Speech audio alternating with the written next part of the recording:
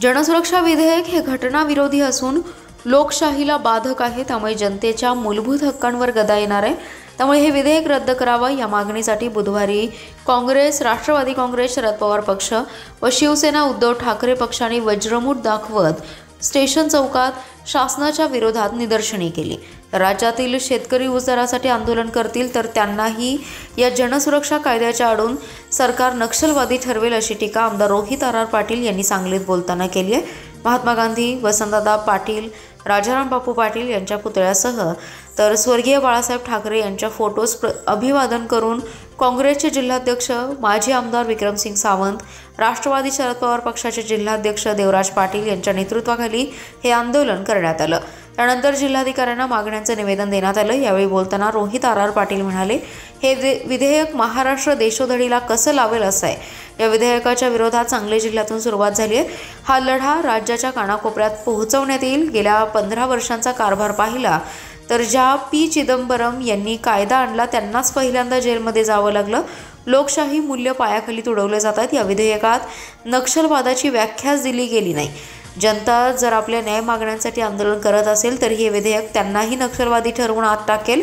पंजाबच्या सीमेवर आंदोलन करणाऱ्या शेतकऱ्यांना सरकारने दहशतवादी ठरवलं। तसंच जर उद्या राज्यातील शेतकरी ऊस दरासाठी आंदोलन करतील तर त्यांनाही सरकार नक्षलवादी ठरवेल। या विधेयकाविरोधात मोठी जनचळवळ उभारण्याची गरज असल्याचं मत त्यांनी व्यक्त केलंय। लोक उद्या आपली एखादी मागणी घेऊन शासनाच्या विरोधात भांडायला लागले तर शासनानं यांना अडवण्यासाठी हे विधेयक आणलेलं आहे। अयाजभाईंनी सांगितल्याप्रमाणे ते विधेयक आम्ही सुद्धा वाचलं तर त्यामध्ये नक्षलवाद याची व्याख्याच दिली गेली नाही। किंबहुना नक्षलवाद कुणाला ठरवलं जाऊ शकतं याची व्याख्या दिली गेलेली आहे।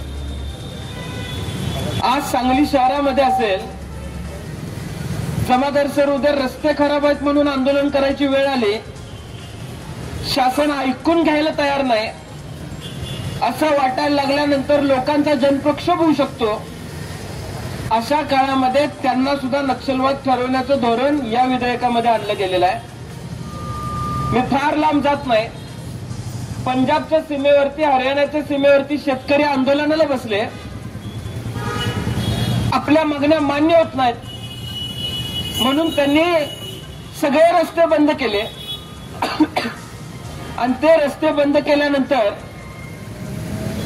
ज्यावेळेस आंदोलक हटायला तयार नाहीत असं सांगितलं गेलं त्यावेळेस याच शासनातल्या काही लोकांनी त्या आंदोलकांना दहशतवादी ठरवलं, नक्षलवादी ठरवलं। आता हे पंजाबच्या सीमेवरती जर होऊ शकत असेल तर उद्या किरणताच्या ऊस दरवाढ म्हणून मी तुमच्या कारखान्यावर आंदोलन घेऊन आलो तर शासन शेतकऱ्यांच्या मागण्यांना सुद्धा नक्षलवादी किंवा आतंकवादी ठरवायला मागे पुढे बघणार नाही। अशा पद्धतीचं विधेयक आज आपल्या राज्यामध्ये घेतलं जात आहे। त्यामुळं मगाशी केले